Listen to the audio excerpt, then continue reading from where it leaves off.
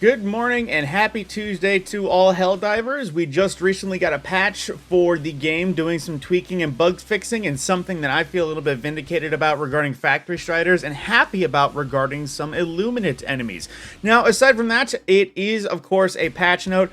I will not be covering mainly Helldivers. I may actually start just covering patches for the games I am currently interested in. So things like Helldivers, Monster Hunter, and a variety of things. Speaking of Monster Hunter, supposedly that title update is happening at the end of the month. But aside from that, getting into the start, we have stealth detection updates, crash fixes, balancing, which I'm most happy about, mission fixes, as well as miscellaneous fixes. Starting off, we have the amendment, the rifle introduced with the Masters of Ceremony bundle. We have increased ergonomics from 35 to 50, so it's a lot easier to handle it.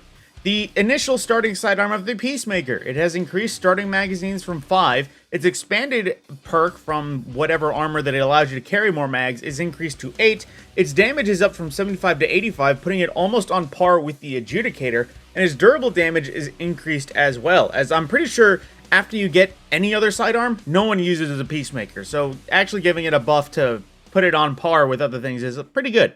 For some armor passive changes, the integrated explosives, aka Boom on Death, now also increases initial inventory and holding capacity of grenades +2, so it is an alternative grenadier loadout. The unflinching passive, coming with the Truth Enforcer's Warbond, it now also increases armor rating by 25%, and markers placed on the map will generate a radar scan every 2.0 seconds, revealing nearby hostiles. So partway scanner, partway extra padding, partway unflinching. Now, some changes with the enemies. Stealth detection update. Enemies will no longer automatically detect you when you're near terminate spawners or spawners that generate flying enemies. Instead, these spawners will now only activate if an enemy has already identified you as a target. Previously, being within 200 meters of certain spawner types, such as flying enemy spawners, stalkers, layers, or inside terminal locations, would trigger immediate enemy spawns and reveal your location. This update shifts detection to a more logical line of sight or alert-based system, reducing arbitrary auto-detection mechanics and improving stealth gameplay. So you know what? That actually might be really good, considering we just got a big bug major order, with the idea that you won't be blindsided or rushed by invisible stalkers out of nowhere. They will actually have to see you and go for you, which gives you a chance to find them first. Then, as a result of these changes, automaton fabricators should now spawn enemies more consistently, ensuring smoother pacing and engagement balance. Now some changes to objectives. The planetary defense cannon can now cause an appropriate amount of damage when shooting at Leviathans. I only hope that means that after you take down an overship, that it stays operational. Then with the Illuminate on the Harvester, their health has been rebalanced to make them easier to destroy when using anti-tank weapons, particularly when aiming at their head. You know, honestly, with the Harvester, I still have my gripes about, flesh mobs, because like I said in my previous video, they're better chargers than chargers.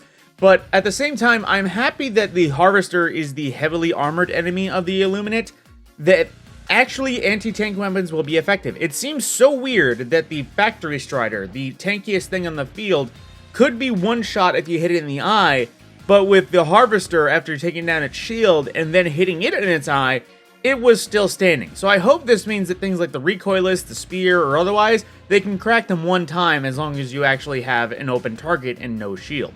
Then for Overseers, they reduced the frequency of elevated Overseers spawning during Prevent Invasion Foothold missions. Overseers can now occasionally spawn from landed dropships at outposts, adding variety to their battlefield presence. Not gonna lie, there's more Overseers than Boatless last time I checked. Also, I still need, or personally feel like elevated Overseers, they can use some time on the ground, because they're just in the air constantly. Now, Leviathan, they reduce projectile damage from 1500 to 350. The intent is to ensure Helldivers are still eliminated on direct impact while preventing instant destruction of exosuits and FRVs. Explosion damage and radius from the turret shots have been increased to maintain lethality through aerial denial.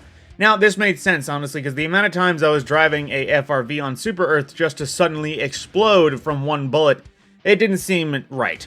Now, the thing I'm feeling vindicated about, Factory Striders. They slightly increased the health of its feet. It should no longer be destroyed by a single recoilless shot to the legs. That is something I'm feeling most vindicated about, because I had a friend who constantly shot the legs because it was an easy one-shot. I still aimed for the eye because I still had a feeling that it wasn't exactly intended. And sure enough, now the eye is still the one-shot spot. The Factory Strider's feet is no longer Iron Feet. Or is more Iron Feet now. If that's wrong words. Now certain fixes, crash fixes, hangs and soft locks. Fixed a crash that could happen after a player disconnects, and fixed some crashes were caused by browsing different weapon attachments. Interesting. For weapons and stratagems, they fixed the railgun scope screen not displaying the heat level correctly. The entrenchment tool's stamina cost now properly matches other melee weapons. I thought that was wrong. Fixed an issue where melee attacks inside shield relays were not registering properly. Fixed 2 cases where Stingray enemy would appear to stop or teleport on death.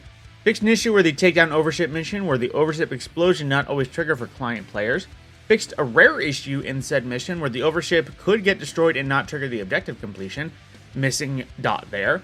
Fixed an issue with the deploy Cybernet Pro mission that can make it incompletable if you complete a LiDAR side objective while a side protocol has been calling down. Interesting. Fixed an issue with the drill not falling correctly for clients on the nuke nursery mission, and fixed an issue where super samples failing to spawn in cities. I did notice that, it seems. Then miscellaneous fixes, fixed a bug that was causing Helldivers to slide when using the lockstep march emote, fixed an issue with the friendly and enemy pathing around the shuttle bay location. Yeah, there were some that were taking a long route for no reason. Fixed an issue that was causing the Helldiver to hold the pickups as weapons when switching between weapons right after picking up an item. Fixed issues, or fixed missing attachments for Siege soldiers. Yeah, it seemed like they were running very bare bones ARs. Fixed an issue, our game will now show error messages if resources cannot be loaded correctly. Fixed a flickering issue that sometimes would occur in the loadouts menu, or loadout menus Helldiver previews, and fixed jitter while interacting with the armory. And for known issues, there isn't anything that they do describe, but I am super satisfied with this patch in terms of a few specific things. In terms of the weapons, I wasn't planning on touching the amendment, so yay for handling, but same thing with the Peacemaker. Sure, it makes it beneficial or more effective compared to anyone else who doesn't have the Senator, the Talon, or any of the other pistols that people run more regularly. The buffed armor passives, that is honestly good, because aside from the drip that a few of my friends had, we never touched the integrated explosives unless we were going to bug territory, and maybe now this will be a little bit more of a last yeehaw. Same with the unflinching. As much as the drip is there for the Truth Enforcers Warbond, the unflinching wasn't there, but this might actually allow it to stack up. The spawner thing is actually, like I mentioned, good, because so many times anyone that has been on bug missions with stalker layers know that they will just run up on you, suddenly decloak, and either you are sent flying or you manage to get a shot off, but, you know, they're still coming. So with that, it seems better because, like I mentioned, there's a case of finding stalkers uncloaked, or, yeah, no, that's the right word, uncloaked, and being able to identify that they're stalkers before they absolutely blitz you and just make everything terrible. Same thing with the interplanetary defense canonary. That was words.